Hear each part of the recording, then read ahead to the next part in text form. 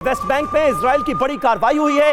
थिशे camp के पास Israeli force की यह कार्रवाई सामने आई है। कई लोगों को गिरफ्तार कर रही है फोर्स। ये वेस्ट बैंक में इस वक्त आईडीएफ का एक्शन और इससे जुड़ी तस्वीरें आपके सामने हैं।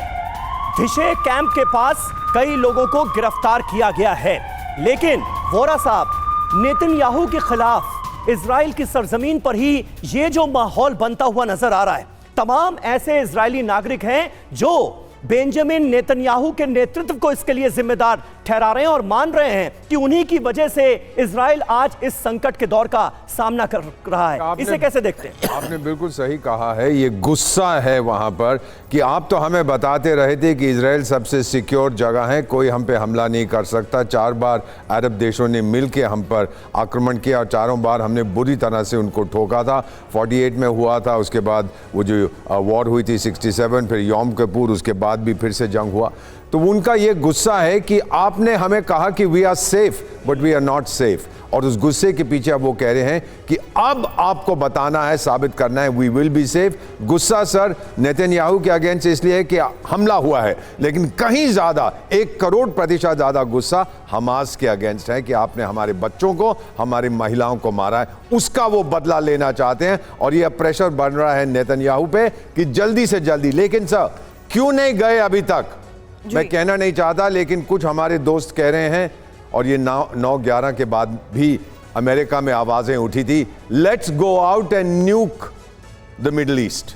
अब पता नहीं ये करेंगे कि नहीं, I don't know, I hope ये नहीं होता है, लेकिन बहुत बहुत गुस्सा है सर। आप तो कहते हैं हमास की तरफ से उनके मशाल साहब जो थे पुराने, वो बोले ये तो हो ही रहा है। नेतन्याहू की पार्टी की सांसद हैं, उन्होंने तो खुलेआम इस बात को एक्सेप्ट किया है कि भाई गाजा पट्टी पर परमाणु हथियारों का इस्तेमाल कर देना चाहिए। तो इस तरह की आवाजें तो मैं आती हूं, इस बारे में और चर्चा जरूर करेंगे, लेकिन वेस्ट बैंक के और इलाकों में कैसे इजरायली शामिल हो चुके हैं। अगली बड़ी खबर है कि बिया में इजरायली सैनिक घुस गए हैं। सैनिकों के सीसीटीवी वीडियो भी सामने आ चुके हैं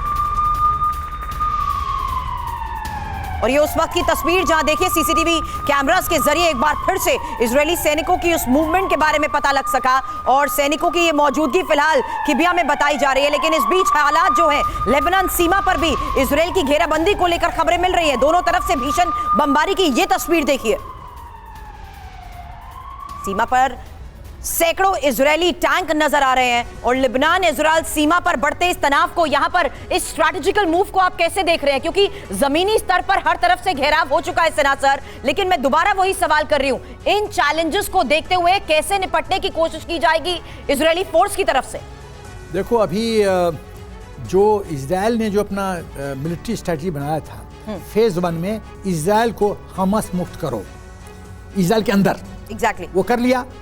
फेज 2 में था कि जो जहां जहां हमास के हैं वहां टारगेट गाजा में सॉफ्टनिंग अप करो, फर्स्ट सॉफ्टनिंग।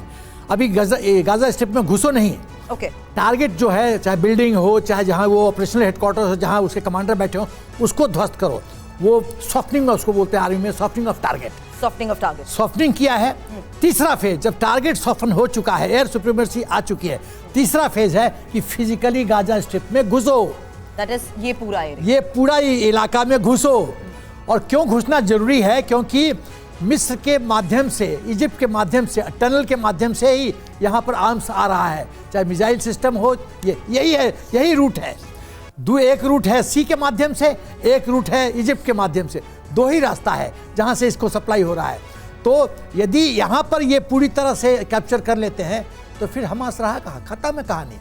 बट सबसे बड़ी चुनौती सुरभि ये है, कि कौन टनल में क्या चीज है, कितने ट्रुप्स है, कितना मिसाइल सिस्टम है। ये सबसे बड़ा चैलेंज इस बीच यहाँ पर समीर हम देख रहे हैं बना हुआ है। और इस बीच युद्ध के इस हालात में वो ग्राउंड रियलिटी हमारे सहयोगी सुमित और मनीष भी हमें बता रहे हैं कि आखिर इस हालात को निपटते हुए आईडीएफ किस तरीके से और स्ट्रैटेजिकल मूव अपना रहा है।